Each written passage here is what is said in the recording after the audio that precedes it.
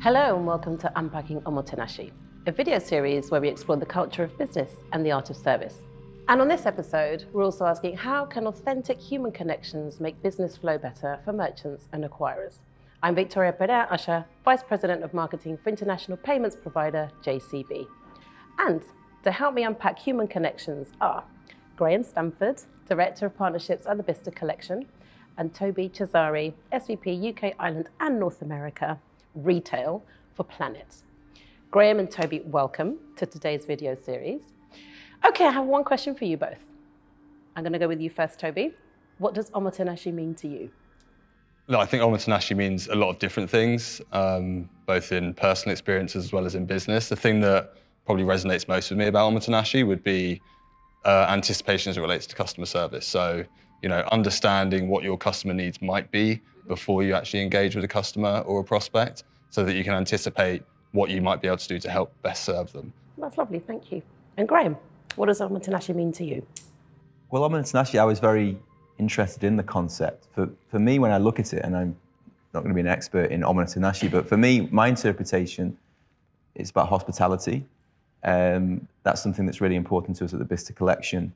But also, I think it's hospitality that's authentic. I think it's not doing it because you're ticking a box, it's because you're doing it because you really want it. I think it's the idea of doing something and not necessarily asking for something in return. I think that's a key aspect of it. And I think the final part as well is it's a mindset. It's, again, at the Bicester Collection, we talk a lot about the guest journey. I don't think the hospitality is necessarily just in one moment. It's all the touch points. I think that's lovely. So we've got anticipating needs and we've got really thinking about that customer. Thank you for that. Okay, so as leaders in your field, I think forming human connections is part of your everyday role.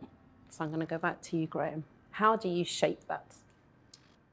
Well, I think human connection is it's a value. It's a value that you have to have. And I'm Director of Partnerships, so I think more or less my job really, more than anything else, is to develop human connections. Of course, business objectives play a role in every single partnership. Interactions, a business, B2C or B2B, but without the human connection, you really don't go very far. So Tobi, how do you form that as part of your everyday life?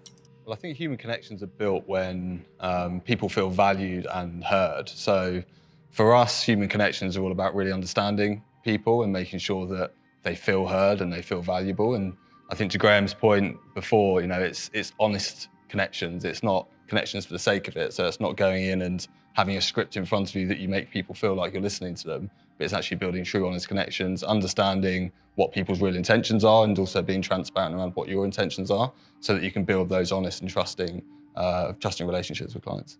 Okay, so next we've talked about,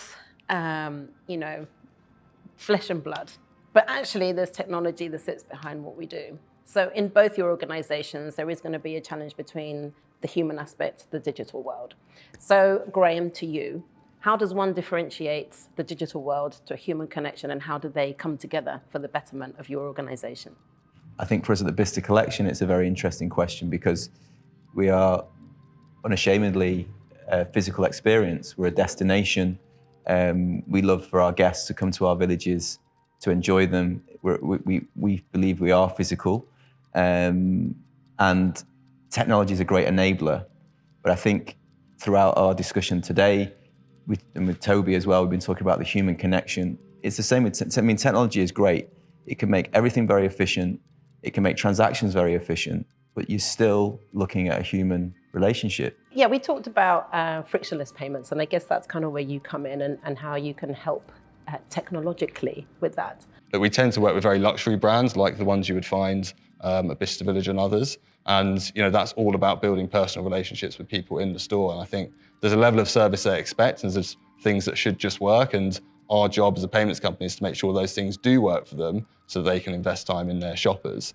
And some of the technology that we've invested in more recently is around personalization. So how can retailers know more about their shopper before they've walked into the store, whether they start their journey online or they've shopped in the store previously? And something we have launched with partners and with customers is the ability for a store associate to see everything a consumer's done with them in the past. everything they've bought, everything they filled their basket with, how they've paid, so that when they walk into the store, you know what they want, you know what they like, and around that point on anticipation, you can already anticipate what they might be coming in to look for, and you can better serve them straight away on that basis. So as we come near to the end, if you were to give our viewers 3 tips for what drives best human connections, Graham, what would they be? I think it's being yourself. It's thinking about the long term and not just the short term. And I think it's about consistency as well. That's my favorite word, is consistency. How about you, Toby? I definitely echo those from Graham, to try and be slightly different, even though I probably would have said a few of those. Authenticity, I think, is extremely important, so that'd be my first one. Taking the time to learn about your customers in advance of meeting your customers so you can anticipate their needs, but then also not assuming that you know what they need until you actually have engaged and spoken to them directly. So those would be my top 3. That's lovely. Both, thank you very much for your time today.